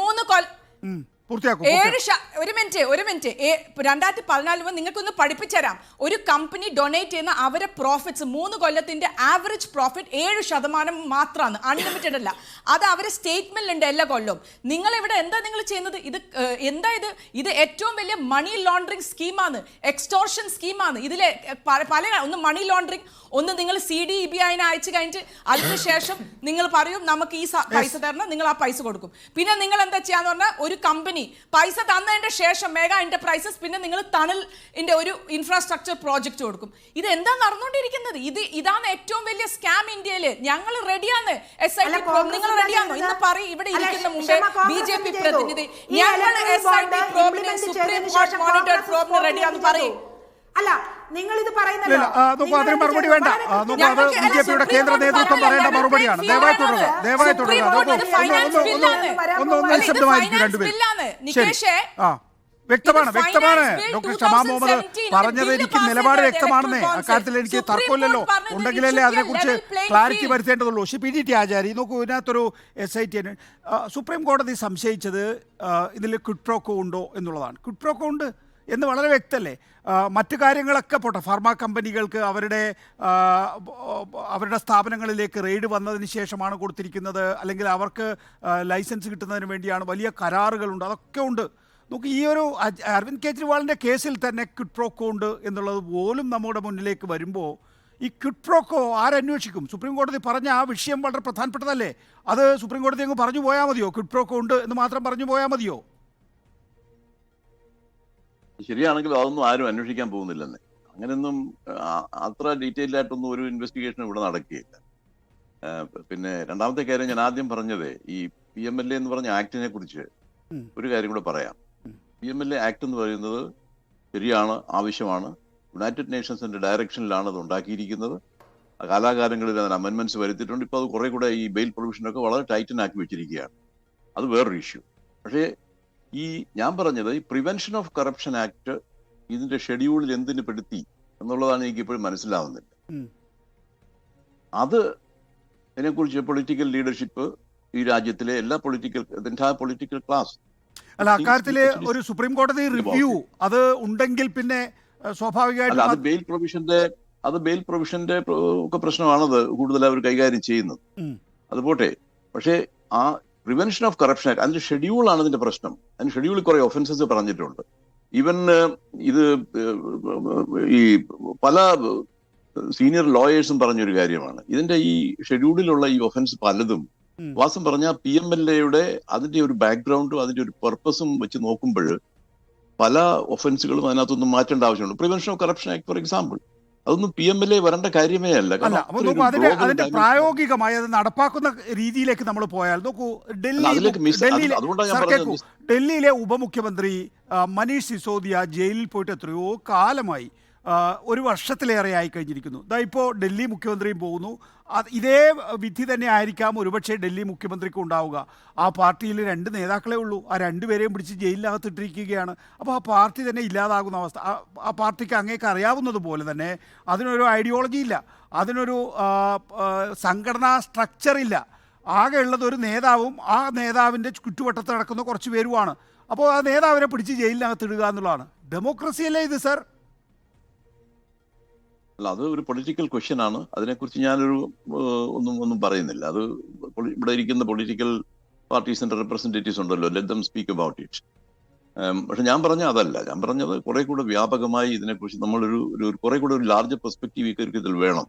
കാരണം ഈ അതായത് ഒരു സെർവിങ് ചീഫ് മിനിസ്റ്ററെയും ഒക്കെ ഒരു പെട്ടെന്ന് അങ്ങോട്ട് വന്ന് അറസ്റ്റ് ചെയ്ത് ആ ഒരു കൈൻഡ് ഓഫ് കോൺസ്റ്റിറ്റ്യൂഷണൽ ക്രൈസിസ് മാതിരി ഉണ്ടാക്കുക എന്നൊക്കെ പറയുന്നത്, അതിനെക്കുറിച്ച് നമ്മൾ വാസം പറഞ്ഞാൽ ഇതൊക്കെ എവിടെ ആർക്കും സംഭവിക്കാം ഇക്കാര്യം. അപ്പൊ അത് കുറെ കൂടെ നമ്മളൊരു ലാർജ് പെർസ്പെക്റ്റീവ് ഇതിനെക്കുറിച്ചൊക്കെ ചിന്തിക്കണം. നിയമത്തിന്റെ വഴിക്ക് തന്നെ പോകണം, അതിനെക്കുറിച്ച് സംശയമൊന്നുമില്ല. പക്ഷേ PMLA-യുടെ ഷെഡ്യൂളിൽ നിന്ന് ഈ പ്രിവെൻഷൻ ഓഫ് കറപ്ഷൻ ആക്ട് ഒക്കെ മാറ്റേണ്ട കാലം കഴിഞ്ഞിരിക്കുന്നു. റിപ്പോർട്ടാണെങ്കിലും വളരെ ടെക്നിക്കൽ വ്യൂ ആണ് ഇതിനെക്കുറിച്ച് എടുത്തിരിക്കുന്നത്. ബെയിലിന്റെ പ്രൊവിഷനെ കുറിച്ചൊക്കെ പറഞ്ഞു കഴിഞ്ഞാൽ തന്നെ വളരെ ടെക്നിക്കൽ വ്യൂ ആണ് ഈ കാര്യങ്ങളെ കുറിച്ചൊക്കെ എഴുതിയിരിക്കുന്നത്. അത്ര ടൈറ്റൻ ആണ് സെക്ഷൻ 45 എന്ന് പറയുന്നത് ഈ PMLA-യിലെ. മനസ്സിലായില്ലേ? അതായത് judge he should be convinced that this man is innocent, only then he will give bail. അതൊക്കെ എവിടെ നടക്കുന്ന കാര്യമാണ്. നമ്മുടെ എൻറ്റയർ ജൂറിസ്പ്രുഡൻസിന് എതിരാണ് ആ സംഗതിയൊക്കെ. അപ്പൊ അതൊക്കെ റിവ്യൂ ചെയ്യേണ്ട കാലം കഴിഞ്ഞിരിക്കുന്നു. അതാണ് എനിക്ക് പറയാനുള്ളത്. വളരെ പ്രധാനപ്പെട്ട പോയിന്റാണത്. വളരെ നന്ദി ശ്രീ PDT ആചാരി, ലോക്സഭാ മുൻ secretary general doctor Shama Mohammed Congress, advocate TP Sindhumol BJP, ഒപ്പം തന്നെ ധന്യ രാജേന്ദ്രൻ ദ ന്യൂസ് മിനിറ്റിന്റെ എഡിറ്റർ ഇൻ ചീഫ്, ഒപ്പം തന്നെ അഡ്വക്കേറ്റ് K അനിൽകുമാർ CPM. നന്ദി സാർ.